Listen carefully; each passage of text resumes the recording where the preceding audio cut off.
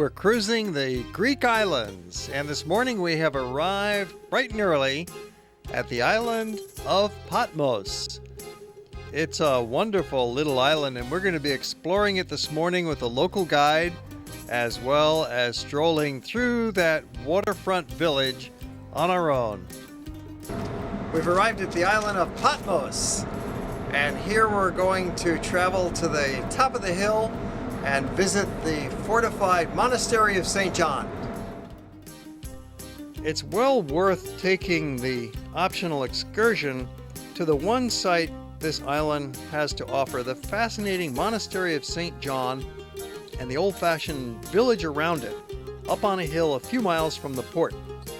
Well, it's a pretty easy transfer from our cruise ship to the port. We get onto the tender boats, and then it's just a few minutes shuttle boat ride from the ship, which is docked at anchor in the middle of the harbor, to get into this village on the island of Patmos.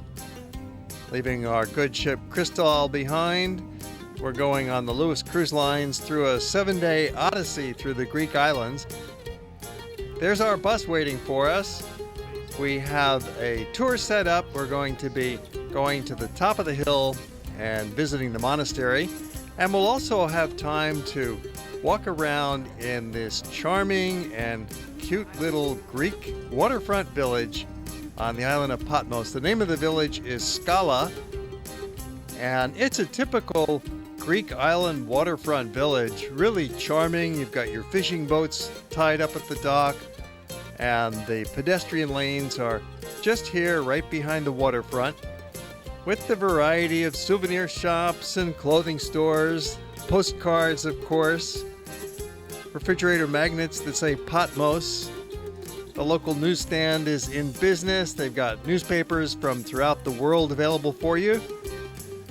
A number of cafes and restaurants are open and ready to serve. There's one of the monks. There's a dozen monks who live up in the monastery up on the hill, and they are actually the landlords of the island, as you'll be learning as we do our tour with a local guide coming up shortly in the program. First, we're taking a little stroll through the village, checking it out. It's really quite small, and of course they have jewelry shops, hat shops. You can buy shirts, bathing suits, what have you, or just check out the colorful waterfront scene. Well, we'll be joining our local guide. We have a tour bus that's going to bring us a couple miles up the hill to visit the monastery and the cave of St. John. So it's time to board the bus and take our tour. Kalimera. Kalimera. I think that's your first Greek lesson. Yes, it is. Means good morning. Good morning, Hawaiians. Aloha. Aloha. Yes. Welcome to Patmos. And my name is Panormitis. We're going to visit two most important places in Patmos, and this is the cave where John, the pupil of Jesus, one of the 12 apostles, he dictated revelation. And also we're going to visit the monastery of St. John. Is that castle monastery. We try, if we have enough time, at least to make one small round. We're going to have the chance to walk through the beautiful houses between the small paths of Hora. Okay, Patmos is one of the 12 islands, so we call them in Greek Dodekanisa. So we are all together 3,000, and about 1,800 they live in Skala. And in summertime, of course, you get much more tourists that they come here and they visit and they stay in Patmos. So in summertime, we are about 18 to 20,000 people. The island is very small. It's only 34 square kilometers, and it has about, let's say, 55 kilometers of main road. So it's really small. Right now, we're crossing the most green part of the island. This is our forest, but of course, don't get very excited. Our little forest takes about 50 seconds with the bus from one side to the other, so you understand it's really small. So I'd like to tell you some things about Patmos in the meantime as we driving Hora. The last like 25 to 30 years, of course, our main income comes through tourism, so It's not a place where we have, of course, some fishermen, we have some god shepherds, we have some farmers, but not really that's not really the main jobs anymore in Patmos. Again, you can look on your right side, the port of Skala. We're going slowly higher, so we can see much more the view. In Hora that you're going, most of the houses that you're going to see there, they are from 16th until 18th century, a very, very important period of Patmos. That time Patmos, it was actually the biggest economical center from all the islands. At that time Patmos, they had about 1,000 trading boats. They had an enormous economy. They had all the main trading from Constantinople to Venice to Alexandria to Asia Minor to Greek mainland, everywhere. So that time it was really a great time of Patmos. That's the port of Skala. On the other side you see that small village up there. This is Cambos. The workers that came here to work in 1088, that they built the monastery, that castle that you see up there, they are not allowed to stay on this side of the island because they want the monks to have it only for monastic life. So they told them, we'll give you work, you can come here, but you have to stay really on the other side of the island. Let's slowly start to walk direction monastery. Now, the reason why they build the houses like a little labyrinth, it was because they want the people that come from outside, you know, whatever, pirates, that they attack them, that they don't find their way very quickly. Sometimes people, they could jump from one roof to another, and like this, they could reach the monastery and stay there. Of course, that was a very clever from the monks and the civilians, because the most safe place, it was the monastery. The people get inside, and at the same time it was like a little army protecting the rest of the monastery. Of course, if you see these big buildings, they don't look like houses of farmers or god shepherds or whatever, fishermen. These are big houses. These houses are from, as I tell you, this period, from 16th until 18th century, the time that Patmians are really wealthy. They're rich people, they're ship owners, they're traders. So of course they could afford to have houses like that. Even for our days, this is quite big houses. And of course today they're very, very expensive. The bell tower was very, very important in the old days, because when pirates attacked the island, they had a special way to ring the bell, so the people knew that it was a big danger. So they could take the kids, you know, the families, the most valuable things, and run into the monastery. Okay, let's slowly go to the monastery now. It's an easy walk to get from the tour bus right up to the monastery. Just takes a few minutes looking up at the formidable walls, up the ramp and little staircase through the door. This is a UNESCO World Heritage Site, which signifies how important this is to the history of mankind.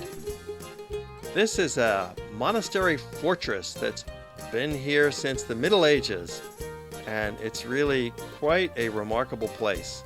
It's still an active monastery with several dozen monks who live and worship here. And when you visit, you're free to walk around in the public places of the monastery. It is named for St. John the Divine, the disciple who wrote the book of the Apocalypse on this island back around the year 95 AD.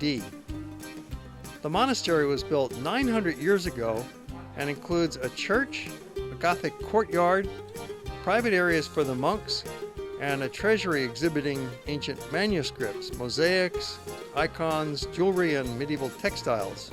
The church has a narthex with all of these painted scenes in the Byzantine style, and a very rich interior with more painted scenes. Back in the Middle Ages, most people were illiterate, and so to tell the stories of the Bible, it was done in pictures, mosaics and frescoes. Our guide leads us through the experience and explains the history.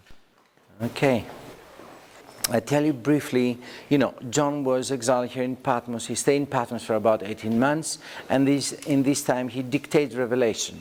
Now, many years pass. Patmos has like a big black period where nothing really happens. And then around 11th century, we have a very educated monk. His name, it was Christodoulos. And Christodolos is very much interested. He read about Revelation. He read the book of Revelation. So he wants to come here to Patmos and find the evidence, to see where John he was exiled, to find the cave, to find all these things. So he goes to the Byzantine Emperor Alexios Komnenos I. In this fresco here, we have the Emperor Alexios Komnenos, and on the back we have Christodolos. Now he goes to him and he asks him to come here to Patmos to find the evidence, and if he finds that, he wants to build a monastery to honor John. The Byzantine Emperor, he's a very strong Christian believer. He liked his idea very much. He supports him fully. He donates the whole island to Christodolos. Christodolos, from that time and on, he was the owner of this place. And he also, if he creates a monk community, they could take over the island. And this is actually what happened. He brought builders from Crete. They stay, you remember, in the village of Campos, the one that I saw you there. It took them about 10 years to make the main building, the main construction, what you have today here.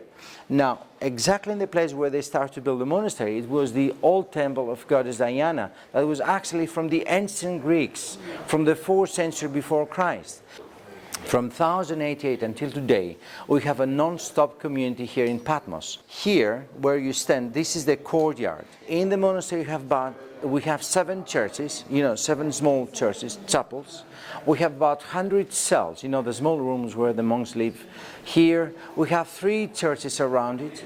We have all these symbolic numbers, 7, 3. You see that often in the Christian church. This is the courtyard. They have also 3 wells outside here. In the moments that they had to stay closed inside because of attacks from pirates or whatever.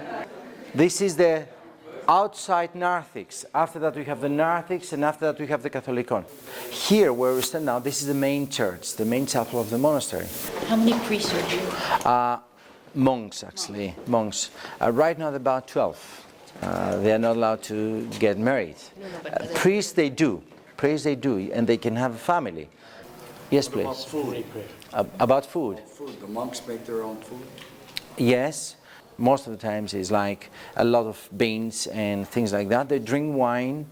This is allowed, no problem. They need to eat very well because they have totally different program.